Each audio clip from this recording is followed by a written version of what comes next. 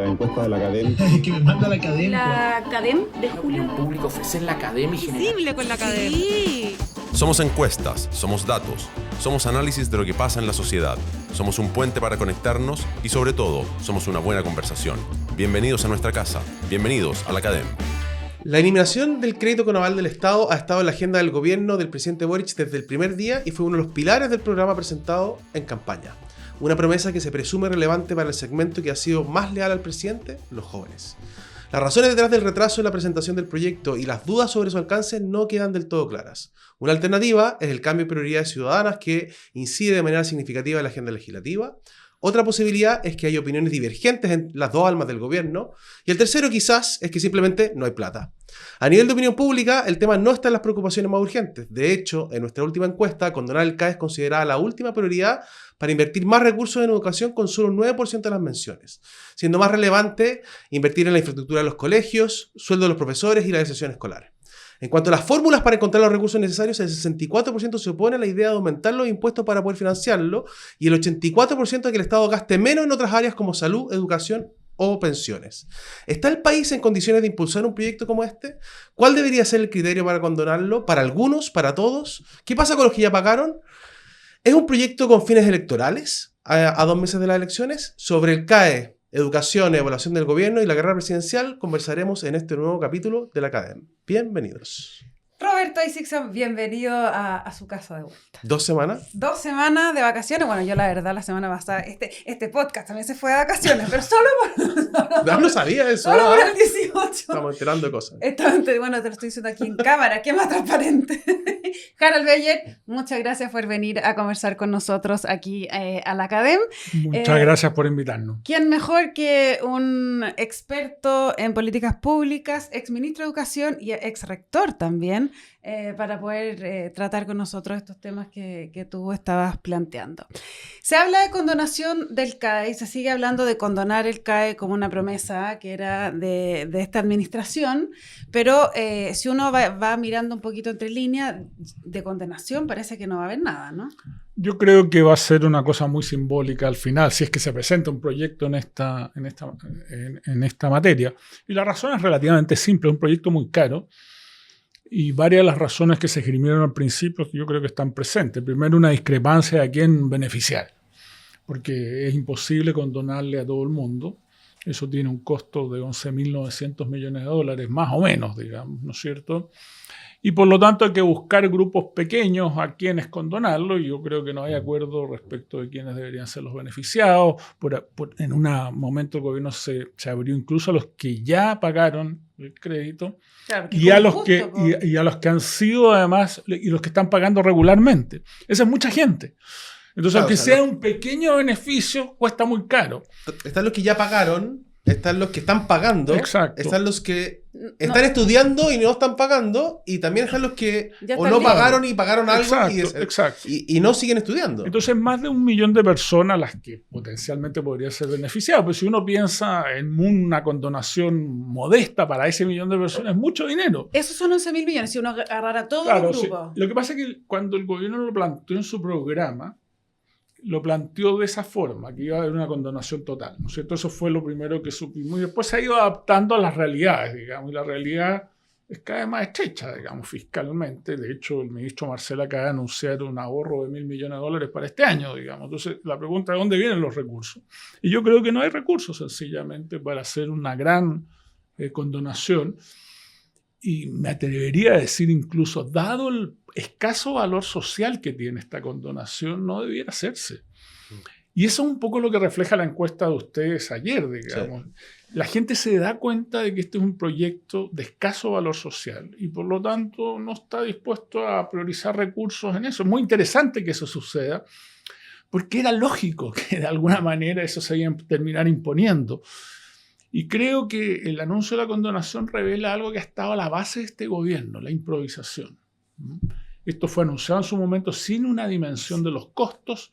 Después han sido anunciadas condonaciones parciales sin definir quién es el grupo objetivo ni cuál es el beneficio. Y por lo tanto tampoco sabemos cuáles son los costos y cuánto está dispuesto a gastar el gobierno en esto.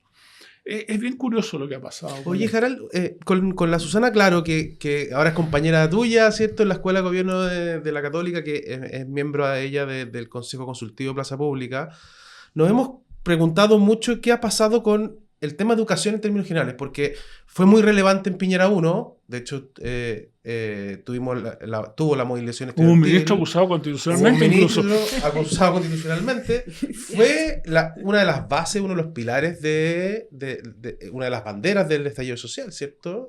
La desigualdad en educación. El estallido social como movimiento de protesta comienza en el Instituto Nacional, ¿cierto? Y en este gobierno, cuando vemos la encuesta en sí mismo, educación está muy relegado. Entendemos que hay un efecto, ¿cierto?, asociado a cuán importante es hoy día la delincuencia y los temas de seguridad, que ha generado un poquito un descuadre, pero incluso está bajo de pensiones, está bajo salud. Y pareciera que se están acumulando problemas súper complejos, ¿cierto? En la infraestructura de los colegios, en la calidad de los que llamábamos liceos emblemáticos. O sea, si uno ve la caída del Instituto Nacional, ¿qué está pasando en educación y por qué hoy día no está con ese nivel de prioridad que tuvo, sobre todo en el gobierno Piñera, que te tocó a ti ser ministro? Yo creo que educación es una prioridad media mentirosa, digamos. Es políticamente correcto decir que educación es prioritario, pero en la práctica no se avanza demasiado en estas iniciativas y se avanza con iniciativas que están bastante alejadas de la sala de clases, además. Durante Bachelet 2, por ejemplo, tuvimos reformas importantes, por eso que lo que decía yo anteriormente hay que ponerlo entre comillas, pero eran reformas institucionales de la forma en que organizamos la educación y poco de lo que pasa en la sala de clases. Y eso yo creo que nos está pasando la cuenta. Además, la gratuidad, que fue como una de las reformas emblemáticas, nos está saliendo mucho más caro de lo que se anticipó, porque se han sumado muchos estudiantes, se han sumado muchas instituciones y el gobierno está, desde el punto de vista fiscal, apretado por la gratuidad y se van a seguir sumando más estudiantes porque además se han bajado las condiciones para postular a las universidades y por lo tanto para postular también a los institutos profesionales y técnicos, y eso va generando un tremendo gasto. Además el anuncio de la condonación disparó inmediatamente la morosidad. Claro. Y como muchos de esos estudiantes se financiaron con un crédito avalado por el Estado, si no lo paga el Estado, el que paga tiene que pagar. Y de hecho en este presupuesto 2024 se tuvieron que sumar $100 millones al pago del aval, digamos, ¿no es cierto? Entonces, y al mismo tiempo la tesorería políticamente no tiene la capacidad de ejecutar esos créditos, digamos, porque tú podrías dar un paso adicional y decirle a los que no pagan y que tienen buena situación, cobrémosle, pero en la práctica no le estamos cobrando cuando dejan de pagar. Entonces, la situación fiscal desde ese punto de vista es gigante. Tal vez, siempre a mí me gusta citar este dato, Chile tiene una alta cobertura en educación escolar en general, tanto en la superior como en la secundaria y como en la base. Pero a los 3 años, que es central desde el punto de vista de generar mayor igualdad de oportunidades, tiene una de las coberturas más bajas del mundo. A los 3 años. A los 3 años. De edad. Si tú miras los datos de la OECD, estoy exagerando porque digo del mundo, pero son todos el conjunto de países que la OECD de alguna manera analiza. Solamente México y Turquía tienen una cobertura más baja que nosotros en esa edad. Y ahí se produce una igualdad y no estamos invirtiendo ahí. De hecho, el dinero para infraestructura, a propósito de lo que ustedes mencionaban, en educación de primera infancia, está cayendo el presupuesto para esos efectos. Claro, o sea, cuando tú decías recién no hemos puesto el foco en la sala de clases, yo justamente pensaba, bueno, pero ¿en qué sala de clases hay que poner el foco? Porque da la impresión de que de repente se pone mucho en la sala de clase universitaria, al menos en que quepan harto, no sabemos lo que se le enseña, digamos, pero poco en la sala de clases escolar, que es como el gran foco. Tenemos un rezago en reactivación educativa grande y no tenemos una cobertura apropiada en los 3 primeros años, que es tal vez la parte central del punto de vista de producir igualdad de oportunidades. Y sobre todo, la cobertura es muy baja en el 40% más vulnerable, que es el grupo que más se puede beneficiar de esa educación inicial. Harald, tú eres rector, si no me equivoco, cuando la presidenta Bachelet impuso su proyecto de gratuidad, ¿cierto? Y hubo un debate, me acuerdo, en su minuto, ¿cierto? Si es que las universidades, como la Adolfo Ibáñez, participaban o no, y decidieron quedarse fuera. Pero, por ejemplo, universidades como la Diego Portales decidieron ingresar a la gratuidad. ¿Cómo has visto tú los efectos de la gratuidad en la calidad de las universidades y en la cantidad de recursos disponibles de las buenas universidades que decidieron adscribirla para pensar en el fondo en cómo se evalúa esa política pública de gratuidad? Claro, lo que sucede es que en la práctica lo que ha hecho la gratuidad es reemplazar recursos privados por recursos públicos. Y por esa vía despotenciar la posibilidad de invertir más en ciencia y tecnología, que es lo que necesitan las universidades para despegar adicionalmente respecto del nivel en el que están. Hoy día nosotros nos comparamos bien en Latinoamérica como sistema universitario, incluso mejor que el brasileño, desde el punto de vista de la inversión que hacemos y de los resultados que obtenemos, tanto en productividad científica como en el desempeño de los egresados de la educación superior. Pero para darles solamente un dato, para dar los desafíos que tenemos, la universidad que más gasta en Chile por estudiante gasta del orden de $11.500 al año. Yeah. El MIT gasta $300.000 por estudiante. Bueno. Las universidades holandesas gastan del orden de $40.000 por estudiante. Las universidades australianas del orden de $70.000 por estudiante. Y mucho de ese presupuesto va destinado a innovación, a investigación, a producir mejores programas de pregrado. Chile tiene pocos recursos y por lo tanto los tiene que usar bien en el nivel universitario. Y ahí es donde viene mi crítica a la gratuidad. Porque los países se dan cuenta de que financiar estudiantes es caro, a pesar de que nosotros invertimos poco, y por lo tanto buscan fuentes alternativas para entregar recursos para investigación y para ciencia. Nosotros, al optar por la gratuidad en lugar de un crédito contingente al ingreso, como existe en Australia, como en Inglaterra, que son dos buenos sistemas universitarios, como existen en Países Bajos, que es otro buen sistema universitario, nosotros nos gastamos esto en dar gratuidad al grupo que tal vez menos lo necesita. En vez de ir a un sistema de crédito contingente al ingreso, muy bien diseñado, que permitiera, digamos, compatibilizar la realidad de ingreso de las personas una vez que egresan de la universidad con la necesidad de hacer un sistema sustentable y a llegar más recursos para ciencia y tecnología. Me ha tocado conversar esto con Pablo Ortúzar, que él, sacó un libro.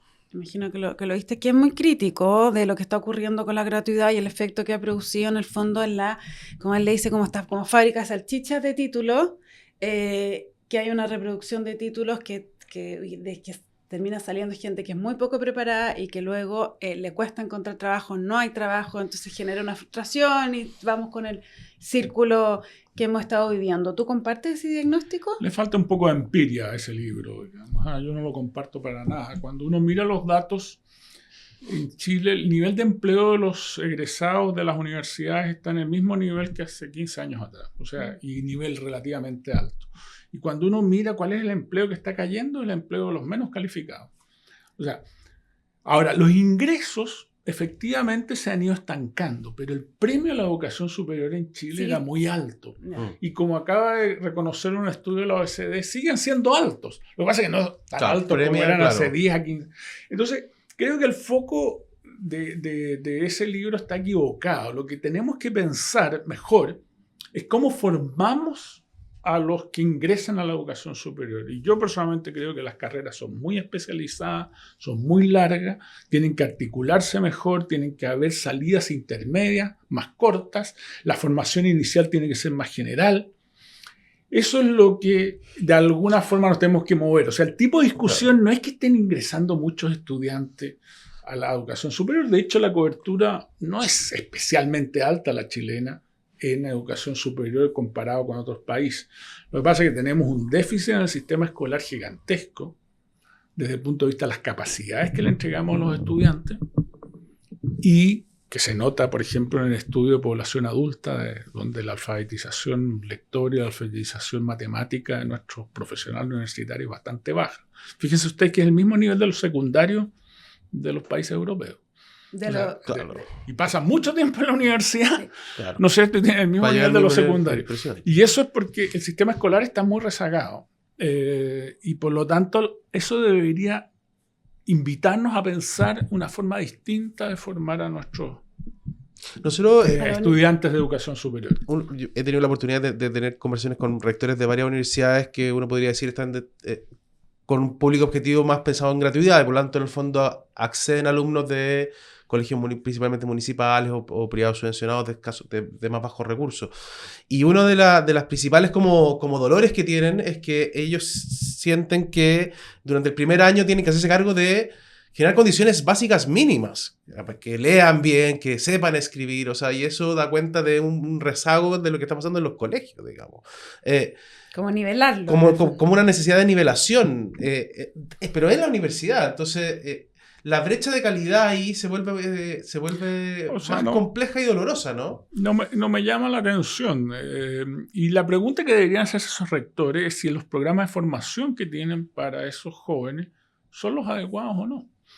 Porque precisamente el gran bache está, comparado con otros países, en esta alfabetización numérica y lectora. O sea, no son capaces de extraer de un texto básico los elementos centrales de un texto con lectura, básicamente, claro. Pero tampoco son capaces de extraer los datos adecuados de ese texto, digamos. Y cuando uno mira comparativamente, estamos muy atrás. Y eso es un problema del sistema escolar. Y por supuesto los rectores tienen razón cuando dicen, mire, los estudiantes que llegan están muy desnivelados. Por eso que las carreras tienen que ser muy largas. Claro. Ese es un poco el argumento. Claro, pero el problema es de raíz. Primero el sistema escolar, pero incluso la universidad debería adaptarse a eso. Debería ofrecer, por ejemplo, en Europa, tú te licencias después de 3 años. La gran mayoría de los estudiantes europeos salen después de 3 años de la universidad y solo un 18% vuelve a hacer un máster.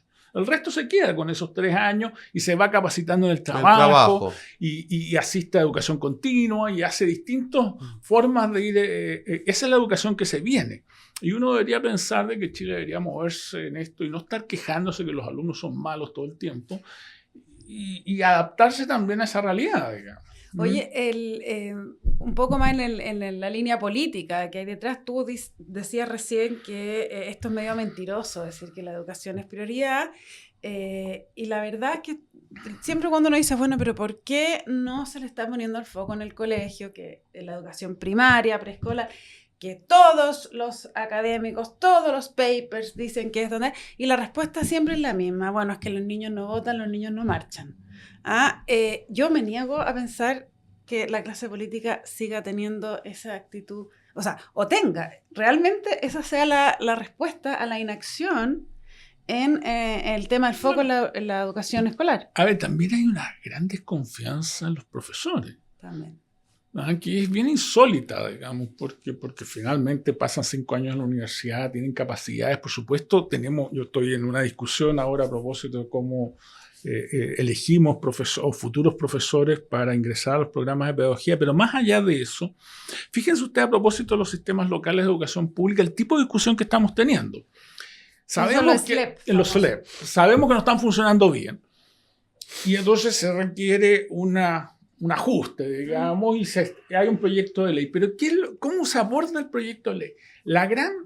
El gran eje de ese proyecto está centrado en potenciar al Mineduc para que Mineduc vaya a resolver los problemas locales, cuando lo que deberíamos hacer es al revés, potenciar a los directores de los servicios locales de educación, a los directores de los colegios, a los profesores, para que resuelvan esos problemas con los suficientes recursos que tienen que estar ahí disponibles y no que las direcciones provinciales comandadas desde la Subsecretaría de Educación van a resolver esos problemas.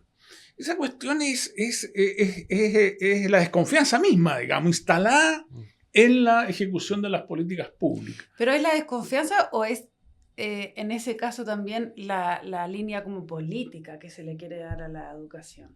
O sea, yo sé que la educación es tremendamente política, digamos, porque de alguna forma se reflejan los modos de vida en los que nosotros creemos en la educación. Y eso la hace tremendamente ideológica. Pero dicho eso, en este caso estamos hablando de un subsector de la educación, que es la educación estatal, ¿no es cierto?, que está reorganizándose, y tú deberías decir, bueno, ya aceptamos, ya se votó, ya teníamos un sistema, salimos de la desmunicipalización, que es el gran debate ideológico, ¿no es cierto? Y ahora pensemos cómo organizamos bien.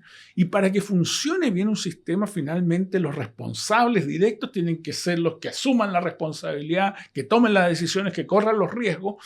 Y tiene que haber un buen sistema de evaluación de esas decisiones que están tomando, digamos, y que eso vaya retroalimentando al sistema. Pero la idea de que tiene que ser el Mineduc, al final a mí me parece que revela, porque no estamos hablando de toda la educación, estamos hablando de la educación estatal, revela desconfianza, revela la idea de que alguien desde arriba va a poder tener la capacidad de lidiar con estos servicios locales. Hay que pensar que son 70 además. O sea, ¿quién puede dirigir a 70 organizaciones desde arriba? Impresionante. Pero cuando estuviste, por ejemplo, te tocó ser ministro, ¿tú veías esto en la política? ¿Había un desinterés realmente parlamentario o en el mismo gobierno de atender, poner foco en mejorar la educación primaria, que se ha visto acentuada la necesidad después de la pandemia, obvio, pero en ese momento también estaba? Claro, pero en ese momento había un debate. Yo llegué cuando había un debate muy ideológico, entre comillas, muy álgido sobre esto, y era un punto de quiebre respecto entre gobierno y oposición, digamos. Entonces, claro, el escenario era menos, no sé, pues menos propicio para articular acuerdos y concentrarse en la sala de clase. Pero justamente después de las reformas de Bachelet II y después de la pandemia, uno podría haber pensado que había espacio para volver a la sala de clase, digamos, pensar cómo mejoramos, cómo logramos más equidad, mejores oportunidades y al mismo tiempo un salto en la educación. Tenemos 10 años estancados los resultados de la educación chilena después de que tuvimos un proceso de ascenso modesto, pero íbamos en la dirección correcta. Ahora estamos estancados. Y yo creo que tiene que ver mucho con que nos distrajimos de lo que importaba en la sala de clase, donde había que poner el foco. Y ahora tenemos que retomarlo. Y había una oportunidad. Pero claro, este gran anuncio del CAE con el que empezamos esta conversación, como que... De nuevo... claro, nubló todo. Ese es un beneficio para un grupo que ya pasó por la educación superior, ¿no es cierto? Y por lo tanto no aporta demasiado desde el punto de vista del funcionamiento del sistema. Y hemos perdido la oportunidad entonces de por ejemplo, impulsar la educación a los 3 años y lograr las coberturas. O sea, Francia tiene 100% de cobertura, nosotros estamos en 53 todavía. Estamos muy lejos. Oye, Harald, un poquito pensando en los plazos que vienen político-electorales, y hoy día Belén Matei se ve consolidada como la principal candidata presidencial de la oposición, con la que tiene mayores posibilidades de ser la próxima presidenta de Chile.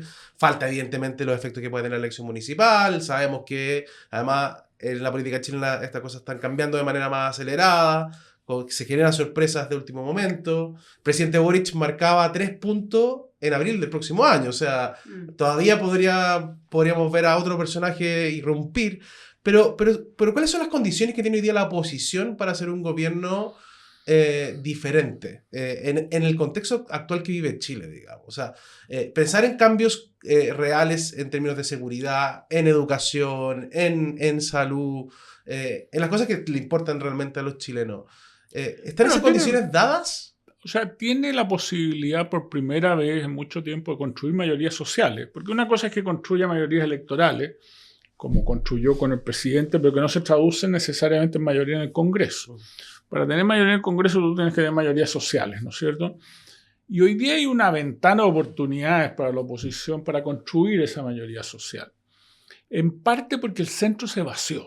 No tiene liderazgos políticos claros, pero el centro sigue siendo importante. Los que se definen independientes son gente más bien de centro, moderada, ¿no es cierto? Y por lo tanto tiene la posibilidad de construir y tiene que lograr ese proyecto, digamos, que convoque, y tiene tiempo para hacerlo. Hasta ahora está un poquito atrasado en esto, digamos, ¿no es cierto? Pero Mansuy fue súper crítico el fin de semana. Decía que la derecha no estaba preparada para gobernar. No, pero tiene los cuadros académicos, intelectuales y políticos para armarlo, digamos, que es al final lo importante, digamos. Pero ¿y es posible pensar en una oposición o en un conjunto, ¿cierto?, de ideas que haga mayoría social, viendo que está el Partido Republicano, Chile Vamos y Demócratas y Amarillo, digamos que serían los vehículos, ¿cierto? Claro, pero Amarillo está como...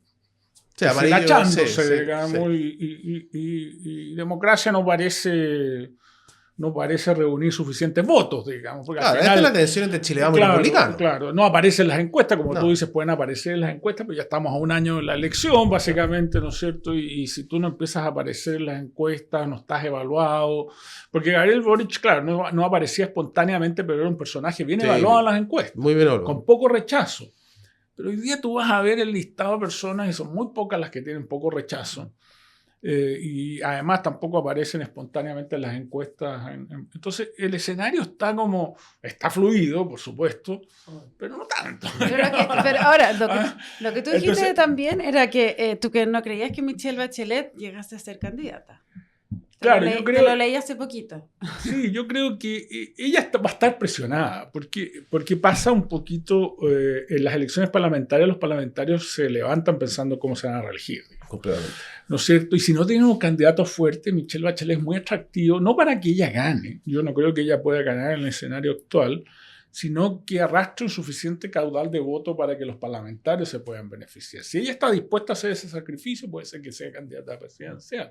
Si no está dispuesta a hacerla, no va a ser la No, y candidata además presidencial. nunca ha competido partiendo en segundo o tercer lugar. O sea, siempre ha competido Claro, en una pero- posición de privilegio. Pero además no ha sido sometida todavía a un escrutinio fuerte y hay muchas críticas a varias de sus políticas, digamos. Pero no se identifican con ella todavía. Claro. Y cuando tú estás en campaña eres sometido a un mayor escrutinio público. Pero- Entonces no sé mucho qué es lo que, si ella va a poder mantener la buena evaluación que tiene hoy día. Al frente, o tiene a Evelyn Matei, que ha sido ya sometida a un escrutinio intenso.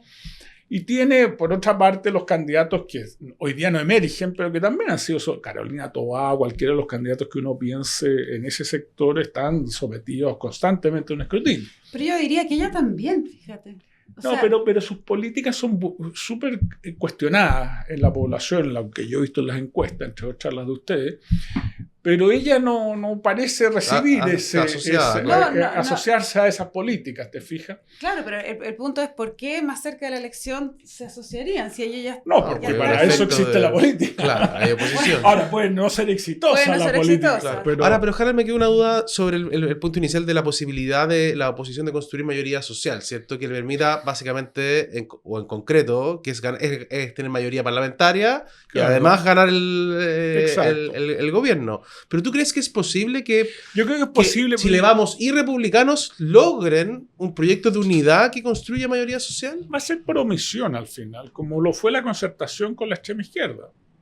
O sea, si tú te fijas hoy día, dado este vacío en el centro y dado otras cosas que están sucediendo, y básicamente los dos grandes ejes hoy día son seguridad y crecimiento económico, expresado en distintas... En la De última distintas encuesta de maneras, ustedes, claro. las expectativas de consumo y de empleo Claro. son muy negativas, digamos.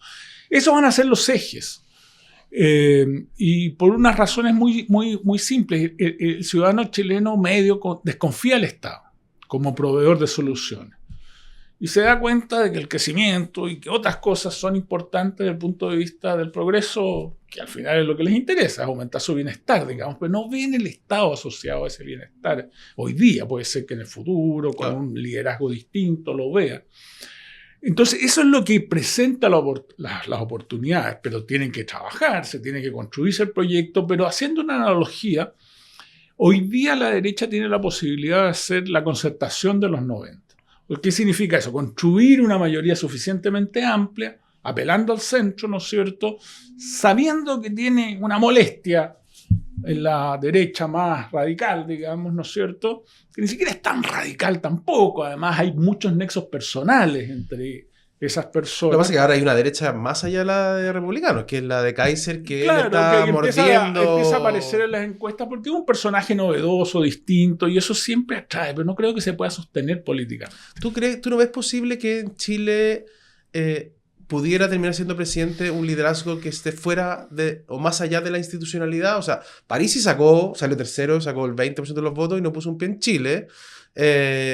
Y la misma encuesta del CEP, por ejemplo, ha mostrado hoy día que ya casi 4 de cada 10 chilenos dice la democracia en verdad no me importa mucho, digamos. Sí, a cambio de seguridad. A cambio de seguridad, a cambio de progreso. Pero es interesante el caudal que igual logran atraer los partidos. Exacto. Por eso Porque Chile tiene una tradición de partidos que son mucho más fuertes de lo que uno piensa, porque hay tradiciones culturales, ideológicas profundas en Chile, que hacen que los partidos finalmente logren atraer un caudal. Hemos tenido excepciones, ¿no es cierto? La primera convención fue un poco una excepción. Claro, con el cambio de las reglas del juego. Claro, hubo cambio de las reglas del juego, pero en general en las elecciones de alcalde hemos tenido este brote de independientes que no pertenecen a ninguna, pero no sé si esto se va a traducir a las parlamentarias o las presidenciales. No creo que haya fuerza, porque al mismo tiempo, si bien tú detectas ese 40%, el otro 60% está convencido que es bueno tener democracia, que es bueno, y tiene una mirada más tradicional del funcionamiento de la democracia, digamos. Entonces, claro, no estamos todavía, eso no significa que en el futuro podamos cambiar, pero yo no veo que estemos en condiciones de tener liderazgos populistas fuera, totalmente antisistema en Chile, digamos. No lo veo todavía. ¿Bukele? No, es que no lo veo. No. O sea, no lo descarto en el futuro, pero no lo veo hoy día porque creo que hay mucho más densidad en la visión que tienen los ciudadanos respecto a la democracia, respecto al futuro, respecto a los partidos, más allá de la crítica que le hacen. No, y aun cuando se haya desgastado esa visión. Sí. Sigue Y de hecho siguen apostando a figuras relativamente tradicionales. En un país, digamos, como el nuestro, con todos los cambios que haya tenido, que la gente esté apostando a la experiencia, porque al final Evelyn Matei y Bachelet, ¿qué es lo que reflejan? Claro. Experiencia, digamos, política, trayectoria, pertenencia a los partidos. No veo esa posibilidad todavía. Harald, para ir cerrando, ¿cuál dirías tú que es el principal desafío de Evelyn Matei de aquí hasta la presidencial, que ya es bastante? Yo creo que es construir ese proyecto de largo plazo, donde ella es la primera de eventualmente más alternativas que muestren a la población un camino. Porque la población lo que está buscando es un camino. ¿Dónde va? Esta cosa que el pesimismo que está presente y que lo miden varias encuestas tiene mucho que ver con eso, con que no hay un proyecto futuro, que no hay un camino claro respecto de lo que Chile debería, más allá de sus desacuerdos, tratar de impulsar. Y eso se ve muy claro, y yo creo que ese es el desafío también del mundo centro-izquierda. Pero veo en el mundo centro-izquierda más división todavía que veo en el mundo de la centro-derecha, digamos, de la derecha, si ustedes quieren. Bien, pues, Harald Beyer, muchísimas gracias por haber venido aquí a conversar con nosotros en la Academ. Roberto, qué bueno tenerte de vuelta. Y a todos y todas los esperamos la próxima semana sin falta. Chao, chao. Gracias a la Academ. Que me manda la Academ. La Academ de La Julio. opinión pública ofrecer la Academia y generar... Con la Academ. Sí. Somos encuestas, somos datos, somos análisis de lo que pasa en la sociedad, somos un puente para conectarnos y sobre todo, somos una buena conversación. Bienvenidos a nuestra casa, bienvenidos a la Academ.